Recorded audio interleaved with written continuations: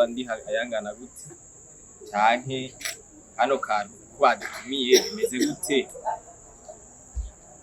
Nibaza ko ari akanya keza ko kuza kumenya intumbero y'uwo munsi mwiza dufise ngaha, hama nagira nsabe waturengukiye Audace ashike ngaho imbere gato, hama tube turaganira porepore buhoro buhoro, tuganire mu kirundi bavuga ngo dutere ijoro ijambo. Ego Audace, karibu tube sinzi ko nshobora kuvuga gose mukabyumva. Tugira amahoro,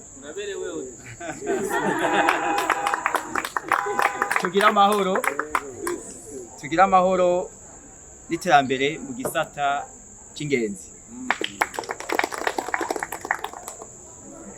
Yego jewe novuga ko ari akanyamuneza ntangere, n'ibyishimo ntazi ukuntu hava ndabishira ku munzane kuri uno munsi uri hejuru. Ngwaserukiye Gisabo Tours, twumva tunezerewe cyane kubona twashoboye guhurira muri kino kibanza namwebwe. Ikitunezera cyane nuko muri mu bantu bafashe iya mbere mu kumva umugambi twe twarota gushira mu ngiro. Uko kuntu mwiyumvise canke mwavyiyumviye canke mukavyumva mu maraso ko dushobora gukora ico gikorwa twe twiyumviriye, mukadutiza umwanya, mugatiza uburyo, mugatiza n'ibindi byinshi kandi dushobora gushika kuri iryo hangiro, nico kitunezera no munsi. Iyo turanezerewe cyane kubona twongeye kubonana kandi inyuma y'iminsi itari mike. Hari abo twaba tuvugana mugabo kandi ntibyorohe ko tubonana amaso mu yandi, ugasanga twa tuntu tutwensolite canke mu maporo twabamo hariya twashoboye kuronka akanya ngo tutunogaze canke ngo tutwibukirize. Mugabo nibaza ko kanara kanya ntange dushobora kugira gusubira hariya kumva hariya twaciye mbega hari hameze gute. Hanyuma ikindi nokenguruka nuko mwagize ico mutereye kinini mu kuhindura novuga isura igihugu cacu cyari gifise. Kuri bamwe bibaza ko Uburundi atabibanza byiza gifise, atabyiza gifise, mugabo kubera mwebwe mwumvise ubutumwa twabahaye mugaheza mukadukurikira, ubwo butumwa bwahabwe bushikira benshi ko Burundi bufise ibibanza byiza, Uburundi bufise ubutunzi budasanzwe. Ndico turagikenguruka. Ariko muri aka kanya twashaka namwe hagati yanyu mwongeye mwibukanye mbega twahabaye bijya bihe twayibaye mu gute, mbega byahimeze gute, mbega igihe nuri yajyabuye hariya byahimeze gute ko ryanyerera. Mugabo sinzi ubashiyo nabukuye, sinzi uko nashoboye kuja muri burya bwato hanyuma nkumva kumenga kubujamo nta kibazo, naho amazi mega ateye ubwoba, kubona naduze ijya musozi wa heha canke naduze ikindi kintu. Ubwo bushobozi nabukuye hehe? Tunge dutanganye ico kintu. Nivyo harabo byanka, harabo basanga umenga ufise inguvu nke, mugabo kubera novuga za nguvu turonka iyo dukoranye ibintu n'abandi, nivyo byadushoboje gushika haje hantu. Aniye byashika ugasanga n'imodoka irashaye, mugabo ukadoza ipantaro ukagira tukayisuguma tugashika aho twashaka gushika. Iyo byose byari mu bihe twagiye turacamwo bitari byoroshe, mugabo kandi byadufashije gushika kuri kijya kintu twashaka gushika. Hanyuma nariko ndavuga ngo Gisabo Tours ni twebwe mutahari. Gisabo Tours naciyo imaze. Yego Gisabo Tours nivyo twatanguye mu 2019, ariko twatanguye buke imbere yaho, mu ntumbero yo kugirana, mu ntumbero yo kuhimiriza abarundi kugira ngo bumve ko mu Burundi dufise itunga ridasanzwe kandi twokwishimira ndetse twohayagiza ndetse tukaratira n'abandi. Iryo tunga rero mwararibonye kandi umwanya mwafashe kugira ngo muje kuyiraba, nibaza ko ntimwidoze na gato. Hanyuma ikindi naco dushaka novuga gukora canke dusanzwe dukora nuko twumva ko ikituranga ari kajya karanga niko gatandukanye n'abandi, niyo identite yacu, niko karanga kacu, uburyo twamba twiyumvira ko igihe cyose tuzokwama dutangira kiriya karanga kacu icyo cyose dukora ibikorwa byose bishobora gufasha akaranga kacu gatera imbere tuzoba ko turatereye igihugu tuzoba turiko dutereye iterambere ry'igihugu kandi tuzoba ko turerekana wa mutima wo gukunda igihugu. Ikindi naco dusanzwe dukora ni kugira ngo tugirende twerekane ko igisata c'ingenzi atari nk'agati kawaga kitigenga, ni igisata gishobora gukora n'ibindi bisata bikuzuzanya. Ivyo vyaragaragaye mu bikorwa bimwe twagiye turakorana n'abantu batandukanye tuza kuhava tuvuga mu kanya, ni ukugira ngo kandi twerekane ko kugira ngo ico gisata gishobora gutera imbere dukeneye intererano y'umwe wese, intererano y'umwe wese ishobora gukora cyose ko ushobora gutera umushinge kugira ngo igisata c'ingenzi gishobora gutera imbere. Ibindi navyo dusanzwe dukora ni gufashanya n'amashirahamwe mu gukaburira novuga abakozi kumva ko gukorera hamwe bishobora gufasha guteza imbere amashirahamwe basanzwe bakorera, yaba amashirahamwe yo ngaha canke amashirahamwe mpuzamakungu. Ivyo birashobora gufasha kugira ngo turusheho kugwiza umwimbu. Hanyuma ikindi dusanzwe dukora muri Gisabo Tours novuga gutunganya novuga amakoraniro bw'ibijyanye n'akaranga kugira ngo twongere gukabura kagatima ko gukunda iby'iwacu, kagatima ko kurata iby'iwacu, kagatima ko kumva ko ikirumba mu mutima wacu ari uko akaranga canke ico turi nk'abarundi co bandanya ikimenyekana mu makungu. Hanyuma ikindi dukora ni guhindura novuga ibyandiko bivuye mu rurimi kanaka bija mu rurimi runaka, naho nyene kugira ngo dusahirize turabe ko abantu botunganirwa canke boronka ivyo vyankenerwa vyoroshe. Hanyuma ikindi agire mvuge nuko muri iyi minsi tumaze twashoboye gushika ku bintu byinshi turi kumwe na mwebwe, novuga ko twashoboye gutunganya ingendo turi kumwe n'abanyamahanga gusa zishika zitanu twakuba twatunganyije nyinshi mugabo kubera igihe ca covid twaje twinjiramo ntibyakunze ko tubikora, ariko ku rwego rw'abarundi twashoboye gutunganya novuga zirya ngendo tuza turagira mu bibanza bitandukanye by'iratiro zirenga 15, harimwo n'ibi byo kuza turaduga imisozi kugira ngo turabona mbega ubwiza bw'u Burundi bumeze gute. Yego hari imisozi ihanamiye igisagara ca Bujumbura usanga tutazi mbega uyu musozi witwa gute, mbega hajya hategwa iki, hamera iki, ugasanga ivyo ntavyo tubuze mugabo twimviye ko n'ibyo ari ibintu dukwiye kumenya kugira ngo tubanze tumenye Burundi gusumba. Nibuka umunsi wa mbere dutangwa kugira urugendo rwa mbere yari kuba yashitse ngaha mugana arashika, twari abantu batatu twagiye mu Rumonge. Uko twagiyeyo ntivyari vyoroshe niyaza gushika ndaza kumubereka. Twari kumwe n'umurundi umwe, twari kumwe n'umukenyane umwe. Amakondisiyo twagiyemo ntiyari yoroshe kuko twaja nko kuri moto turi nk'abantu bane tuba tugiye hariya ku mashuha, mugo urumva yari avantire cakini kintu twashaka kumenya. Twarabaza ati none mwebwe ino ko ikimuja ku moto muri batatu aha mwijoro na batanu baraja ku moto. Urumva ivyo byose nivyo tuza turabona iyo turiko dutembera tukabona mbega handi babayeho gute. Mu bisanzwe igisata c'ingenzi n'ivyo kiradufasha kumenya n'ivyo byose. Uyo novuga ko ari umuntu wa mbere twashoboye kujana, hanyuma mu nyuma haraza abandi, ariko muri aka kanya nagiye nongera nshimira abantu bitanga muri ubu buryo canke buriya kugira ngo igisata c'ingenzi kibandanye gitera imbere ndetse n'izina ya Gisabo ribandanye rimenyekana gose. Ni muri iyo ntumbero nagira ubwa mbere na mbere ntangarire umuntu yitwa Prince bamwe bushobora kuba mutamuzi, muga n'umwana mutoya mugabo kandi arashoboye cyane sindabideha na mama wiwe arabizi, arazi ko agiye sinzi ukuntu yamuhamagara kenshi acabwira ngo mbya Prince ngo hagarare ngo araruhwa. Urumva we mama we yumva arushe akacibaza ngo na Prince ngo yarushe, ariko ntaruha. Twajanye mu ngendo zitatu zose, izo ngendo zitatu yarabaye intwari kabisa.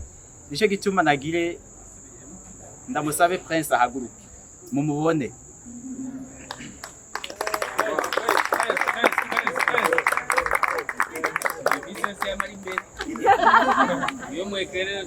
Igituma Prince ahaguruka mukamubona niko yaserukiye urundi rwaruka rwinshi twajanye mu bikorwa nk'ivyo canke mu bikorwa twagiye turatunganya.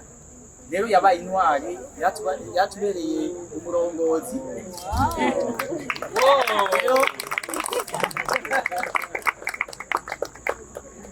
Ntacyo dufise twoguha kugushimira mugabo ako kazo kwambe kakwibutsa cya gihugu cyawe ukunda Uburundi, hanyuma kuko wabyerekanye ibyo byerekanye no mu bandi bana ndetse uzokwamugikorera hanyuma wamukirata kujya mama yabikwigishe ndazi ko yama yabivuze.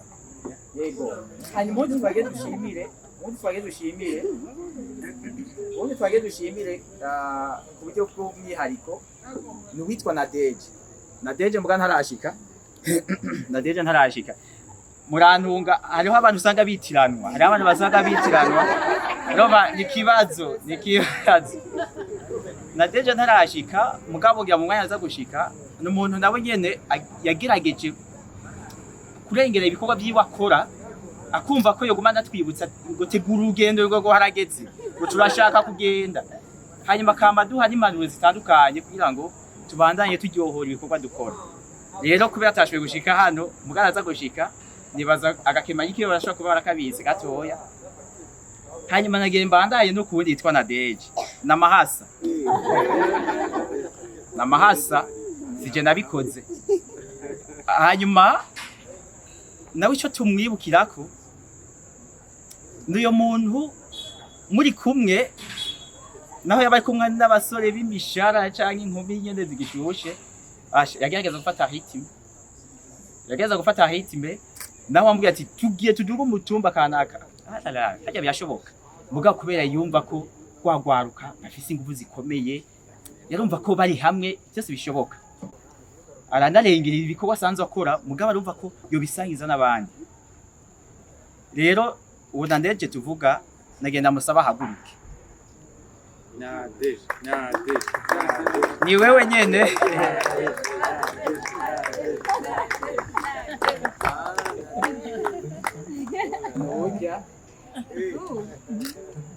Noja sinzi Nadeje ko ashobora gukurayo tukaraba.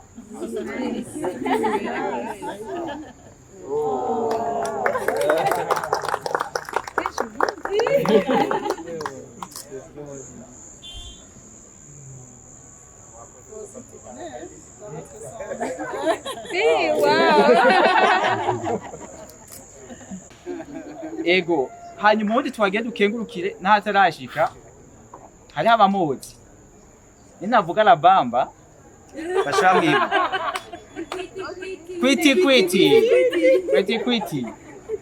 kwiti narashika hano. Urumva kwiti wewe afise toute une équipe, afise umugwi novuga ariko ragerageza guhimiriza abavyeyi kumva ko gukundisha abana gutembera novuga ari igikorwa cyabo. Haruhande y'uko abibwira abana biwe, aragerageza no muri abo bana biwe akababwira bati umviriza umunsi wose igisaba yabateguye ikintu. Umunsi umwe yantelefone ariko arabahimiriza ahako akado kubakubita ngo baze mugabo bati twe nituza tutajaye nawe. Urumva aragerageza kurengera rwa rukundo yumva ko abana bogumira iruhande yiwe mugakumva ati ceno barungika bakagenda kugira ngo baratira amaso uvuga ivyo byiza Burundi bufise, ndetse akabandanya ahimiriza n'indi miryango gufata iyo ngendo nziza. Rero nahatashwe gushika hano mugandi baza kwaza gushika mu kanya ngende be karantelefona.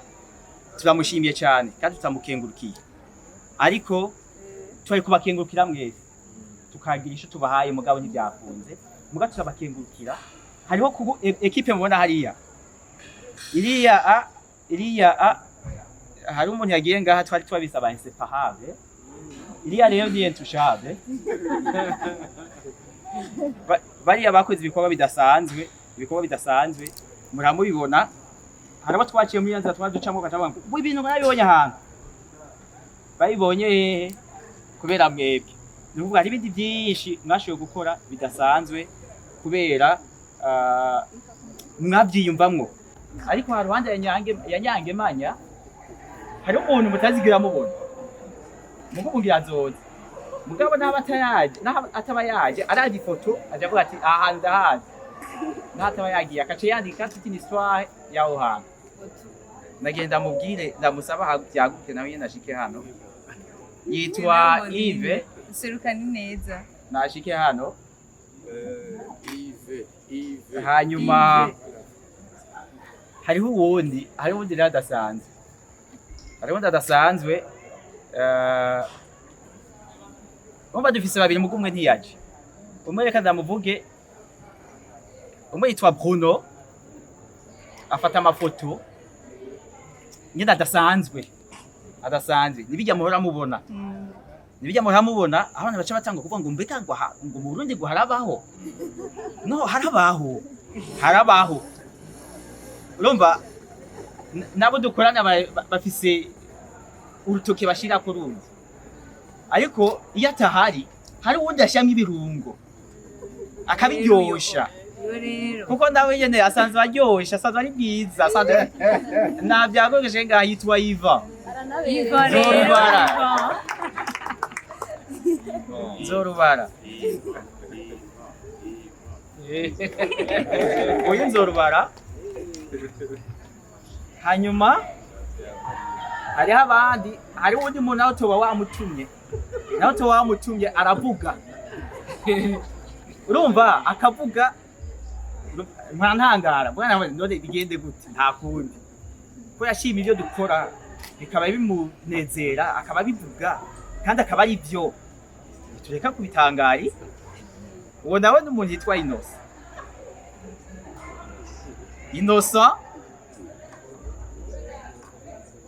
Inosa ko atashika guma hiyo hewe Inosa nta muntu ategera nta muntu urumva uko wowe umeze kose aragereza kuvugisha ku buryo umva umenye ibintu bya Gisabo Tours. Sinzi rero ukuntu iyo yabikuye anigeje hari avuga ku nsonga nkabwa ni none geza ngaho bazi geza ngaho urumva bisi yose uko umugore bazambwira ngo muri gango je navuga n'umuntu hariya urumva niba abantu bagenda bacwegetera hariya noyo nimwamubona uyu kenshi ntiyambara agapira ka Gisabo Tours mugabo ivyo avuga bisumba kwambara agapira yego. Hanyuma hari n'abandi navuze Bruno muranyibutsa niba hariho nibagi hari uwundi rero navuze yafatiwe mugara ashobora kuza yitwa Rivaldo niyo nizigiye niwe twatangwanye kino gikorwa cya Gisabo Tours ariko kubera ibi by'akazi bishobora gufatira umuntu ntaragira gushika mugaraza gushika ndabyizeye nawe niwe dufashanya kugira ngo bijya bikorwa mubona bishobore gushika hajya mubona. Hanyuma nkaba ndabakenguruke cyane nkaba nizeye ko nono mwaka tugiye gukorana kugira dukorana mbe turushirizeho. Hanyuma kandi namwe ndongeye kubatereza kujya mwari mwabishatse n'ubu mukongera mukanabikunda kandi n'ubu ndazi ko mubikunda mudufashe kandi kubikundisha abandi. Hanyuma igisata cy'ingenzi cyatera imbere ibisata tuzoba dukuramwe bizoba biko byatera imbere ndetse uburundi buzoba ariko batera imbere. Hanyuma isho y'igihugu ibana imenyekana mu makungu tugira amahoro.